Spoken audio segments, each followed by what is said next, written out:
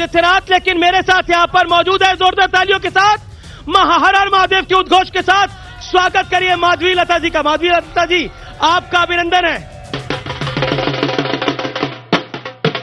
हर हर शंकर जय जय शंकर, हर हर शंकर जय जय शंकर, शंभो शंकर सांब सदा शिव, शंभो शंकर सांब सदा शिव, हर हर शंकर जय जय शंकर, हर हर शंकर जय जय शंकर, शंभो शंकर सांब सदा शिव, शंभो शंकर सांब सदा शिव, शिव शिव शिव शिव शिव शिव शिव शिव शिव शिव शिव शिव शिव शिव शिव शिव शिव शंकर, हर हर शंकर, शिव शिव शंकर, हर हर शंकर, शंभो शंकर सांब सदा शिव, शंभो शंकर सांब सदा शिव, हर हर हर हर महादेव।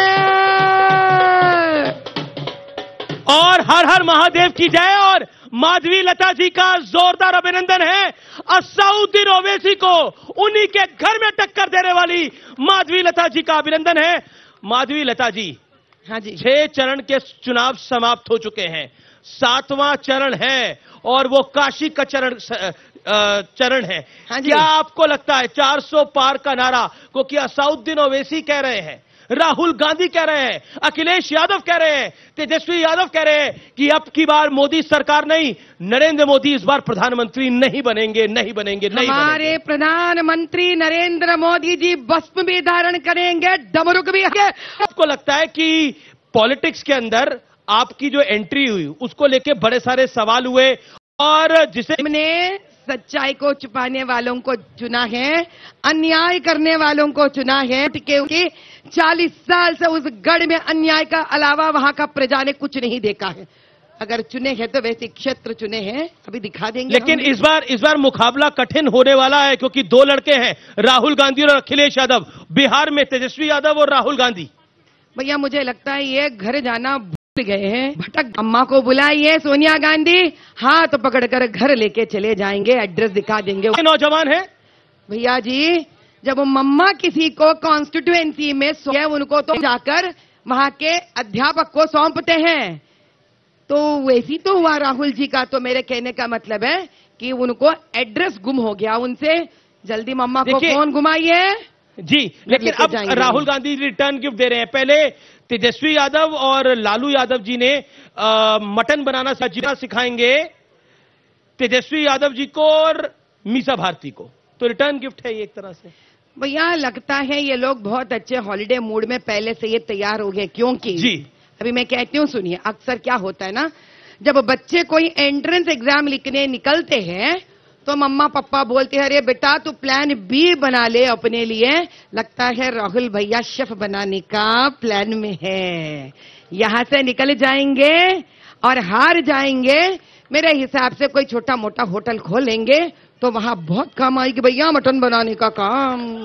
लेकिन आपके चुनाव में भी बड़ी सारी कंट्रोवर्सीज हुई और 6 चरण के चुनाव में भी बड़े सारे वाद विवाद हुए, लेकिन क्या आपको लगता है ये चुनाव भी तुष्टीकरण बनाम पोलराइजेशन की तरफ चला गया, जहां पर एक तरफ आप भगवान राम भगवान शिव की बात कर रहे थे तो दूसरी तरफ बात हो रही थी, आपकी पार्टी का आरोप था कि मुस्लिम आरक्षण लेकर आ रहे हैं, ये मंगलसूत्र छीनने वाली की बात है, क्या कहना चाहते हैं?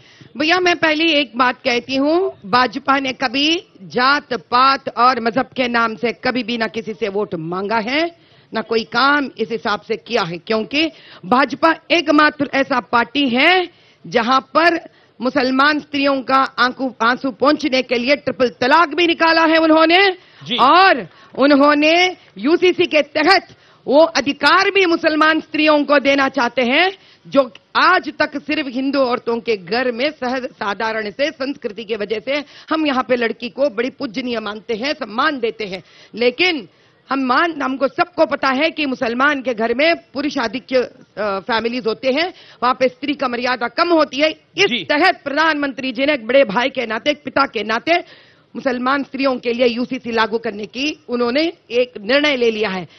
इसीलिए प्रधानमंत्री जी सबका साथ सबका विकास देने वाले हैं, मानने वाले हैं, तो पोलराइजेशन बात नहीं है। ये सारा देश चाहे हिंदू रहने दो या मुसलमान रहने दीजिए, मोदी भाई को वोट देकर। लेकिन एक मैं जब आ रहा था आपके साथ संवाद करने के लिए तो सोशल मीडिया पे एक सवाल आया कि माधवी जी से सवाल जरूर पूछेगा। अब आपके समर्थक हैं, आपको बहुत प्रेम करते हैं, वो लिख देते हैं, वो कहते हैं कि अब की बार मोदी आएगा, काशी भी बनाएगा, यानी काशी में ज्ञानवापी वाला परिसर भी बनाएगा, और दूसरा मथुरा भी बनाएगा। अब बताइए क्या कहें हम? भैया यहाँ पे सबसे बड़ी बात हम सबको ये जानना है कि हम इस मुद्दे को लोगों को समझाने के लिए दूसरा और मुद्दा भी लेना पड़ता है। जैसे कि मैथमेटिक्स में कहते हैं ना, लेट एक्स बी दिस, तो हम भी और एक निकाल लेते हैं आपके लिए। ज्ञानवापी जो मंदिर है, उस मंदिर को तोड़कर मस्जिद वहां बनाने वाले हमारे अपने देशवासी पहली बात नहीं है, वो मुसलमान हमारे नहीं है, वो मुगल है। मुगल है। मुगल कभी इस देश के नहीं है। अब दूसरा मुद्दा यह है, हमारे क्षेत्र में हैदराबाद में कई ऐसे हमारे क्षेत्र के मुसलमान बनाए सो मस्जिदों को वहां के राज्य प्रशासन, आप कांग्रेस समझिए, बीआरएस समझिए, तोड़कर सचिवालय भी बना लिए, तोड़कर एयरपोर्ट भी बना लिए। तो ये सारे लोग जो ज्ञानवापी के बारे में, मथुरा के बारे में बात करते, कहां जाके सो गए? कहां जाके सो गए? लेकिन एक सवाल है जो कि बहुत ज्यादा इस समय चुनावी बिसात पर इसकी बात हो रही है। क्या आपको लगता है कि आज के दौर के अंदर जिस तरह से चुनावों का मोमेंटम है और जिस तरह से बयानबाजी हो रही है, एक तरफ कहा जा रहा है कि मोदी 400 पार आएंगे, दूसरी तरफ राहुल गांधी कह रहा है कि हम खटाखट गरीबी हटाएंगे। मेरे भैया मैं एक ही बात कहती हूँ, खटाखट और घटाखट। हाँ, जो खटाखट घटाखट का साउंड करते करते वो निकल जाएंगे यहां से, वो कुछ नहीं कर पाएंगे। इससे अलावा जो मटन बनाने की बात कहते हैं और जिनको कॉन्स्टिट्यूएंसी में सौंपा जाता है, जिनको स्टेज के ऊपर स्लिप्स दिया जाता है, क्या बात करना, वो भी सीधा साधा बात नहीं कर पाते हैं। जो ये कहते हैं कि आईआईटी एंट्रेंस एग्जाम में बोर्ड में कौन बैठते हैं, कैसा परीक्षा का पत्र बनाया जाता है, ये कुछ उनको पता नहीं है। और बोलते हैं काले लोग, ब्लैक वाले अमेरिका में क्वेश्चन पेपर बनाते। कभी आपको एक ढंग का बात राहुल गांधी जी बात करते हुए आपने सुना भैया? हमने तो नहीं सुना। आपने सुना भैया? आपने सुना भैया? लेकिन एक बयान मैंने सुना, वो नवनीत राणा का। उन्होंने बोला 15 सेकंड के लिए पुलिस हटा लीजिए। अब चैलेंज दे दिया ओवैसी ब्रदर्स को कि 15 सेकंड के लिए हटा लो पुलिस। हाँ, तो इनका कहना था भैया वैसे तो आप हैदराबाद लोकसभा क्षेत्र में तो पुलिस को काम नहीं करने देते हो, आप वहां के प्रशासन से वैसे तो मिल जाते हो, आप पुलिस से वैसे ही गलत काम देते हो, करते हो वोटर आईडी। तो लेकिन ओवैसी साहब ने बोला मेरा छोटा भाई तो भैया मुझे 15 सेकंड का जवाब देने दीजिए जी। तो हमारा नवनीत जी का कहना है वैसे तो पुलिस हटे ही बैठेंगे, 15 सेकंड दे दीजिए, हमारे नौजवान आके बटन दबा देंगे, 400 पार भी करा देंगे और उज्जवल भारत भी दिखा देंगे। लेकिन ओवैसी जी कहते हैं कि मैंने अपने छोटे भाई को रोक रखा है, छोटे ओवैसी को रोक रखा है, नहीं तो वो तोप है, तोप। क्या करेगा अब ये आप बताइए। नहीं, मैं एक बात बताऊंगी, उन्होंने 2 बातें की हैं जी। छोटे को रोक रखा है, वो तोप है, वो शेर भी है, पंजा मारेगा। अगर वो शेर है, पंजा मारेगा, तो फॉरेस्ट डिपार्टमेंट को तुरंत फोन डायल करो भैया जी। शेर गांव के बाहर है, जंगल के बाहर से गांव में आया हुआ है, ऐसा बाहर हुआ शेर को रखना नहीं चाहिए, फॉरेस्ट डिपार्टमेंट को फोन करिए। अगर तोप है, कुछ अनब शनब काम करने लग गया, तो हम कहते हैं डॉक्टर्स को, मेंटल अस्पताल को आप फोन कर दीजिए। एक सवाल, एक प्रश्न मेरा बहुत ज्यादा जरूरी है कि इस समय चुनाव आयोग पहुंच गया है, विपक्ष और पूरा विपक्ष चुनाव आयोग पहुंच गया है। जो प्रधानमंत्री मोदी 2 दिन की साधना करने वाले हैं, वो कह रहे हैं ये भी चुनाव प्रचार का तरीका है।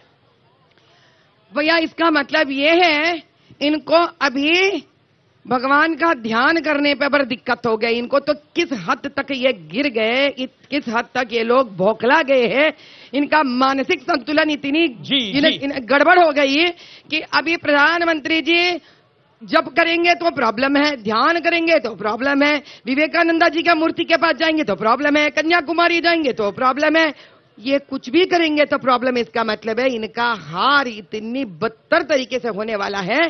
तो अभी से ये लोग ना वो टेंशन दिखा रहे हैं अपने आप में, बस इससे ज्यादा कुछ नहीं, आप टेंशन मत लेना इसका जी। लेकिन क्या आपको लगता है कि जिस चुनाव के प्रधानमंत्री नरेंद्र मोदी पर, आप पर, बीजेपी पर क्या कहना चाहती हैं? आपका एक जवाब क्या होगा? सबका काव्य है, देश को मजहब के नाम से बंटवारा करने वाले नहीं हैं हम। लेकिन जब जुम्मे की छुट्टी की बात का जिक्र झारखंड में प्रधानमंत्री मोदी ने कहा तो ओवैसी भड़क गए। उन्होंने बोला कहे तो हफ्ते में 8 दिन करा दें। अभी असदुद्दीन का तरक्की, कोई मुसलमान लड़कियों का आंसू पहुंचने की कोशिश करे, उनका तो कुछ करना नहीं है। 40 साल से अड्डा बना के बैठे हुए हैं, तो जो मुंह में आए बताते रहेंगे। लेकिन एक अब माधवी लता की जुबानी भगवान शिव क्या है? क्या चाहिए आपको? आप क्या कहती हैं भगवान शंकर के बारे में, महादेव के बारे में? क्योंकि ये महादेव की नगरी है। बोलिए हर हर। शंकर भगवान का लीला तो इतना बड़ा है, हम क्या बताएं। वो मदुरई में मीनाक्षी जी का पति बनकर, उनको हम कहते हैं सुंदरेश्वर। पता नहीं आप में से कितने लोगों को पता है। मधुरै मीनाक्षी का पति का नाम, जो शंकर भगवान स्वयं है, उनका नाम है सुंदरेश्वर। सोने के गहने डाले हुए एकदम सुंदर मनमद, इतने बड़े सुंदर आकार पे रहते हैं। वही हमारे शंकर भगवान यहाँ पे घाट में भी, श्मशान में जलते हुए भस्म में भी रहते हैं। वो है शंकर भगवान। वहां पे भी है शंकर, यहाँ पे भी है शंकर। जी जी जी, वो तो त्रिलोक के नाथ हैं। वो सत्य है, वो अनंत है, वो नित्य है। लेकिन समझने के लिए एक जन्म बस नहीं है। एक सवाल मेरे मन में आया, इतने सारे रुद्राक्ष क्यों डाले हुए हैं आपने? ये हमारे चाहने वाले पूजा कर कर हमको बैठे दिए हुए हैं, तो हम उनको मानते हैं। आपको लगता है इन रुद्राक्षों में शक्ति है? इनके पीछे प्यार में शक्ति है, इनके देने वाले आस्था में शक्ति है, इसको मानने मेरे में शक्ति है। शक्ति को हम कभी तर्क नहीं करते हैं, चुनौती नहीं देते हैं। शक्ति शक्ति है।